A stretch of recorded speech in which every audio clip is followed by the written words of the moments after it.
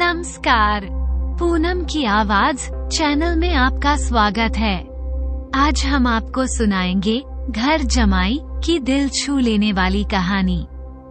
हरिधन जब 16 साल का था तब उसका विवाह हो चुका था और अचानक ही उसकी माँ का देहांत हो गया। माँ के मरते ही उसे मालूम हुआ कि वह कितना असहाय है। बहनों के विवाह हो चुके थे, कोई और दूसरा भाई था नहीं। बेचारा घर में जाने से ही डरने लगा, माँ के लिए रोता रहता। जिस कोठरी में माँ ने देह त्याग किया था, उधर आंख तक न उठाकर देखता। घर में एक बुआ थी, वो हरिधन को बहुत ही प्यार करती थी। बार बार पूछती, बेटा कुछ खाओगे? अब उसे घर में पहले से ज्यादा प्यार मिलता, पीने को ज्यादा दूध मिलता, खर्च करने के लिए पैसे भी मिलते थे, परंतु इन सब से वो घाव पूरा ना होता जो उसकी माँ की मृत्यु से लगा था।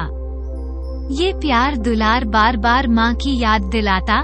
माँ की घुड़कियों में जो मजा था वो इस दुलार में कहाँ। साल भर वो इसी दशा में रहा।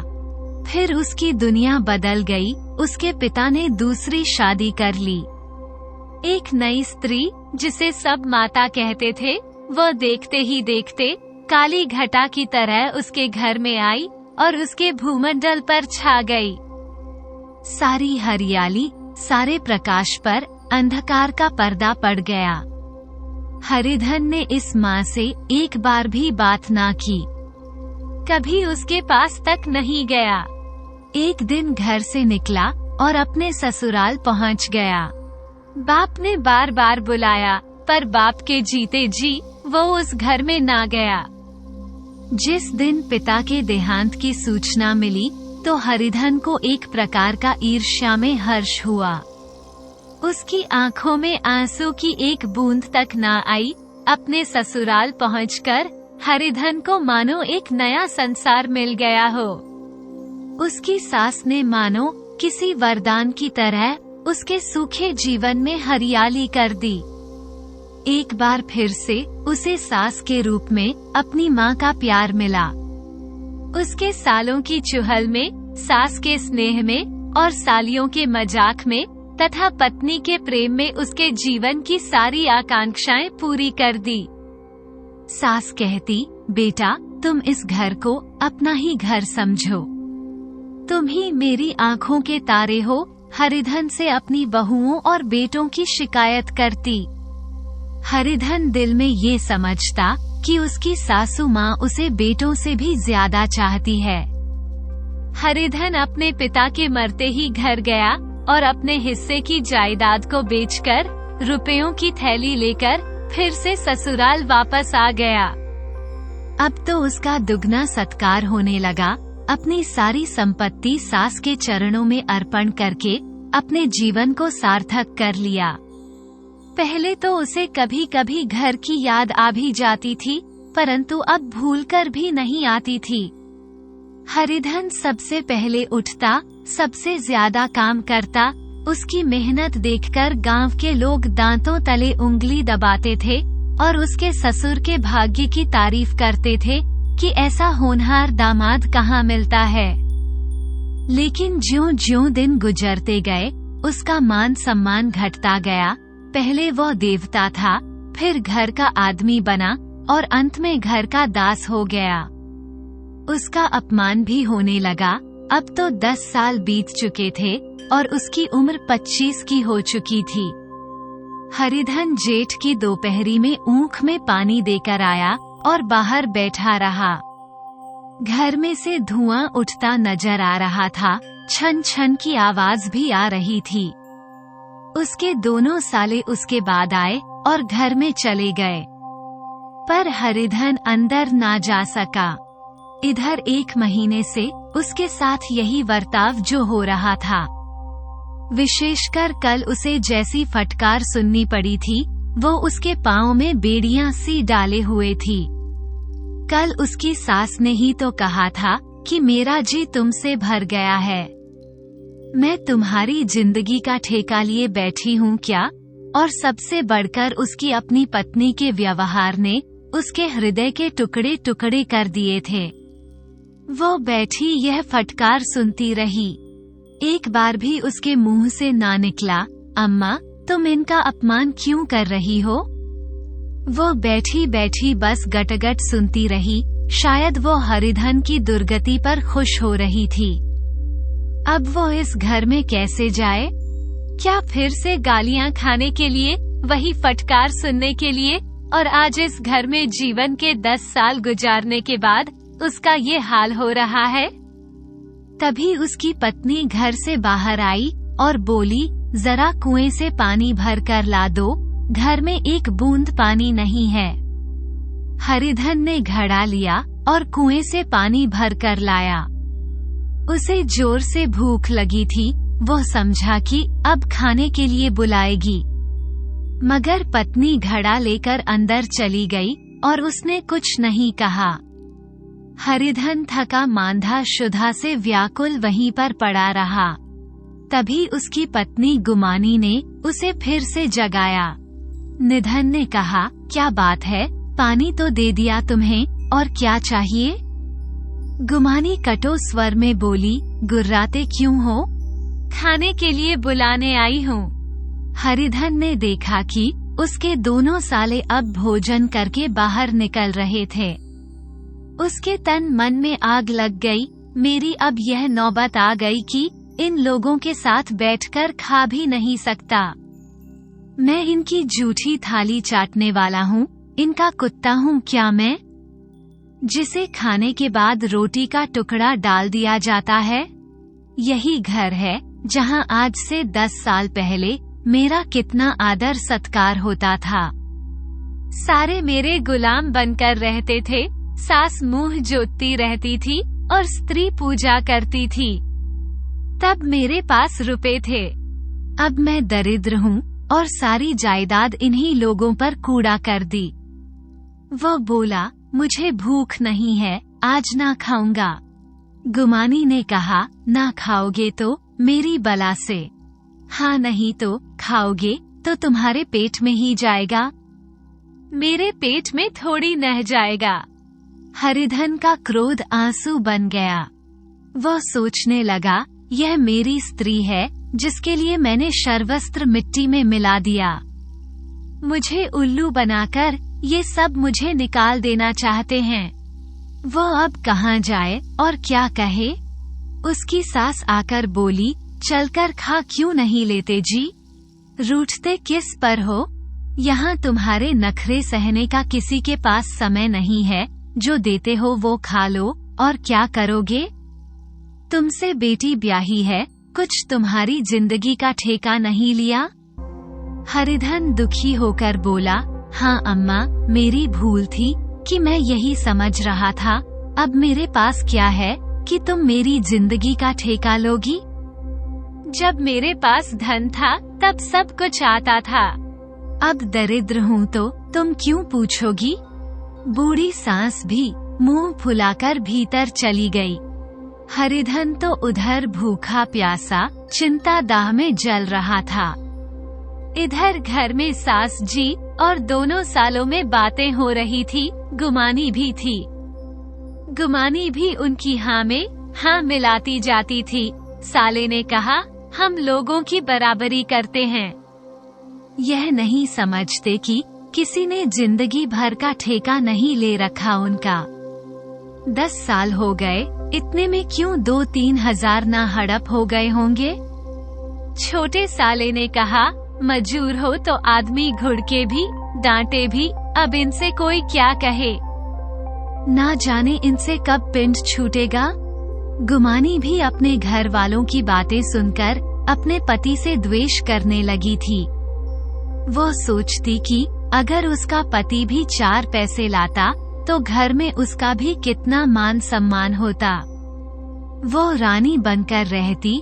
हरिधन बाहर पड़ा पड़ा अंदर से सुलग रहा था। दोनों साले बाहर आए और बड़े साले साहब बोले, भैया उठो, तीसरा पहर ढल गया है, कब तक सोते रहोगे, सारा खेत पड़ा है। हरिधन चट से उठ बैठा और तीव्र स्वर में बोला, क्या तुम लोगों ने मुझे उल्लू समझ लिया है? दोनों साले हक्के बक्के हो गए। जिस आदमी ने कभी जबान नहीं खोली थी, गुलामों की तरह हाथ बांधे हमेशा हाजिर रहता था, वो अचानक इतना अभिमानी कैसे हो गया? यह उनको चौंका देने के लिए काफी था। हरिधन ने देखा इन दोनों के कदम उखड़ गए हैं, तो वो उसी ढंग से बोला, मेरी भी आंखें हैं, अंधा नहीं हूँ और ना ही बहरा हूँ। छाती फाड़कर काम करूँ, उस पर भी कुत्ता समझा जाऊं? ऐसे गधे कहीं और होंगे। बड़े साले भी गर्म हो गए। तुम्हें किसी ने यहाँ पर बांध कर तो नहीं रखा? अब हरिधन लाजवाब हो चुका था, उसे कोई बात ना सूझी। तब हरिधन आंखें निकालकर कहने लगा, क्या मैं तुम लोगों से कम काम करता हूँ? बड़े ने कहा, ये कौन कहता है? हरिधन ने कहा, तो तुम्हारे घर की यही नीति है, जो सबसे ज्यादा काम करे वही भूखा मर जाए। तुम खुद खाने नहीं आए, क्या कोई तुम्हारे मुंह में रोटी का टुकड़ा डाल देगा? हरिधन ने होठ चबाकर कहा, मैं खुद खाने नहीं गया। ये कहते हुए तुम्हें लाज नहीं आती? नहीं आई थी बहन तुम्हें बुलाने? हरिधन की आंखों में खून उतर आया, वो दांत पीसता रह गया। तभी सास भी भीतर से लपकी चली आई और बोली, कितना कहकर हार गई, अब कोई ना उठे तो मैं क्या करूं? हरिधन ने विष, खून और आग से भरे हुए स्वर में कहा, मैं तुम्हारे लड़कों का झूठा खाने के लिए हूँ? मैं कुत्ता हूँ कि तुम लोग खाकर मेरे सामने रोटी का टुकड़ा फेंक दो? बुढ़िया ने ऐठ कर कहा, तो क्या तुम मेरे लड़कों की बराबरी करोगे? अब हरिधन परास्त हो गया। बुढ़िया के एक वाक्य ने उसका सारा काम तमाम कर दिया। उसकी तनी हुई बोएं ढीली पड़ गई, आंखों की आग बुझ गई, फड़कते हुए नथुने शांत हो गए। उसके कानों में बस एक ही वाक्य गूंज रहा था, क्या तुम मेरे लड़कों की बराबरी करोगे? और यह शब्द उसके हृदय में चुभते चले गए। ऐसा दर्द हुआ जिसका कोई अंत ही नहीं था। सारे घर ने खाना खाया, हरिधन ना उठा। सास ने मनाया, सालियों ने मनाया, ससुर ने मनाया, दोनों साले मनाकर हार गए, पर हरिधन नहीं उठा। वो द्वार पर एक टाट पर ही पड़ा रहा। रात हो चुकी थी और आकाश में तारे बालकों की बात क्रीड़ा करते हुए नाचने लगे थे। अब हरिधन को अपने बचपन की यादें आने लगी। वो छोटा सा घर, आम का बगीचा, कबड्डी का मैदान, सब उसे याद आने लगा। उसकी आंखों के सामने उसकी माँ उसे नजर आने लगी।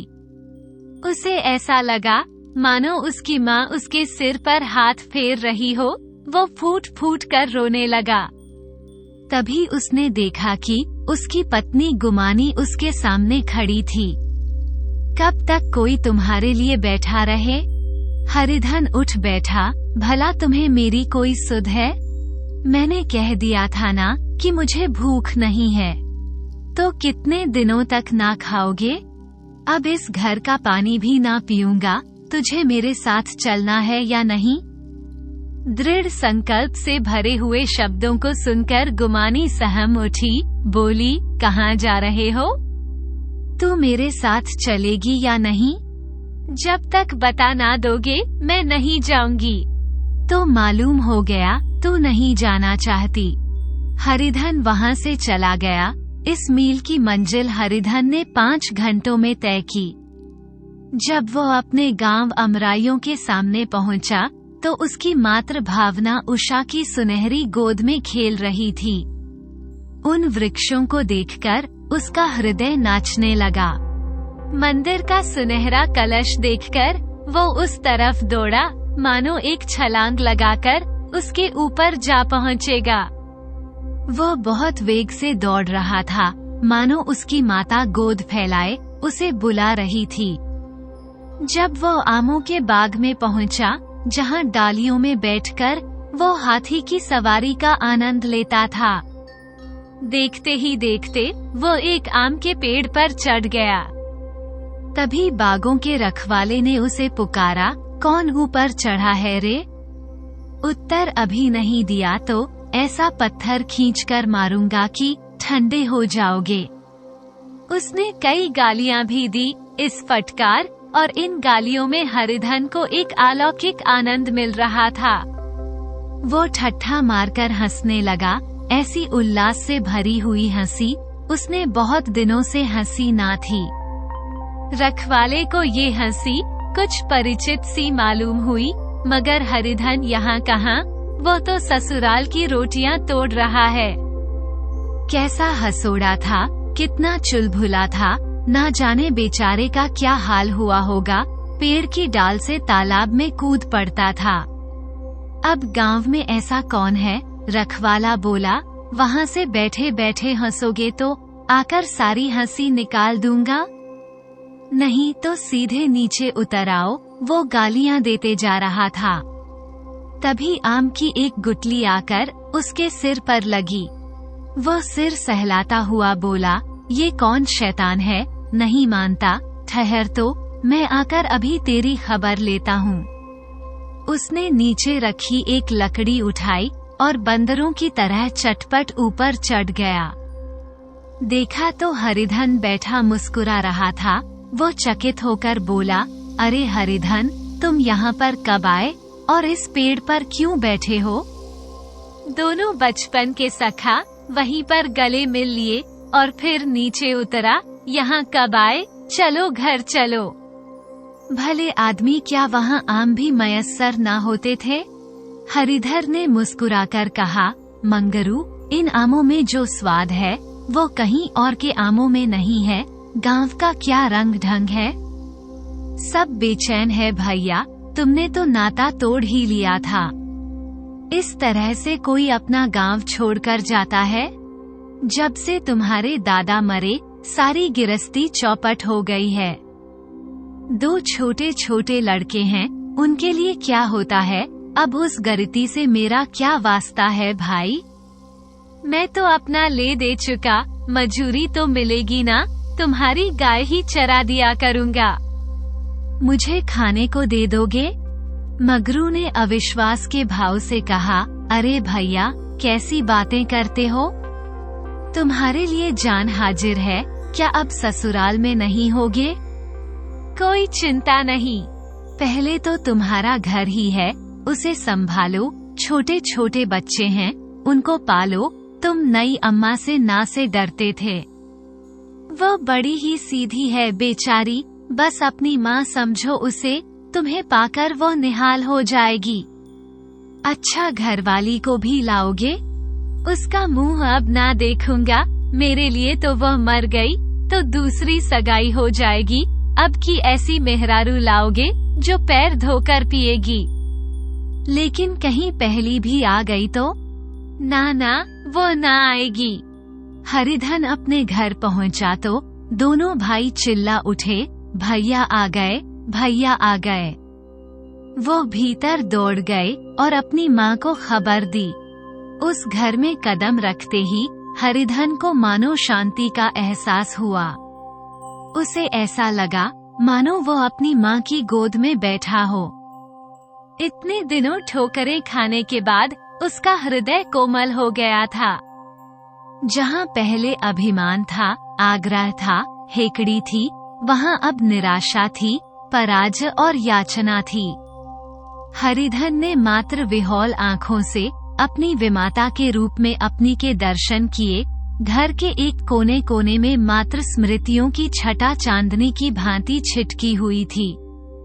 विमाता का प्रौढ़ मुखमंडल भी उसी छटा से रंजित था। विमाता ने कहा, बेटा तुम घर आ गई। हमारे धन्य भाग, अब इन बच्चों को तुम ही पालो। माँ का नाता ना सही, बाप का नाता तो है। मुझे एक रोटी दे देना, खाकर एक कोने में पड़ी रहूंगी। तुम्हारी अम्मा से मेरी बहन का नाता है, उस नाते से तुम भी मेरे बेटे ही हो। हरिधन ने मात्र विह्वल आँखों से विमाता के रूप में अपनी माता के दर्शन किए। घर के एक कोने कोने में मात्र स्मृतियों की छटा चांदनी की भांति छिटकी हुई थी। विमाता का इतना प्यार देखकर उसका हृदय द्रवित हो उठा। उसे अब अपनी विमाता में भी माता के दर्शन होने लगे। दूसरे दिन हरिधन फिर से कंधे पर हल रखकर खेत की ओर चला। उसके मुख पर उल्लास था, आंखों में गर्व थी। अब वह किसी पर आश्रित नहीं था, आश्रयदाता था, किसी के द्वार का भिक्षुक नहीं, बल्कि घर का रक्षक था। एक दिन उसने सुना कि गुमानी ने दूसरा घर कर लिया है। माँ से बोला, तुमने सुना काकी, गुमानी ने घर कर लिया? काकी ने कहा, घर कर लेगी, ठट्ठा है, बिरादरी में ऐसा अंधेर, पंचायत नहीं, अदालत तो है। हरिधन ने कहा, नहीं नहीं काकी, बहुत अच्छा हुआ। महावीर जी को लड्डू चढ़ाऊंगा। मैं तो डर रहा था कि कहीं फिर से मेरे गले ना आ पड़े। भगवान ने मेरी सुन ली। मैं वहाँ से यही ठान कर चला था कि अब उसका मुंह ना देखूंगा। अब हरिधन अपने इसी पुराने घर में रहने लगा, जहाँ पर उसने अपना सारा जीवन बिताया था। वो अब उन दोनों छोटे बच्चों का पालन पोषण करता। अब उसका मन बिल्कुल शांत था। दोस्तों, अगर आपको हमारी यह कहानी पसंद आई हो तो प्लीज हमारे चैनल को सब्सक्राइब करें, वीडियो को लाइक करें और शेयर करें। कहानी को अंत तक सुनने के लिए आपका धन्यवाद।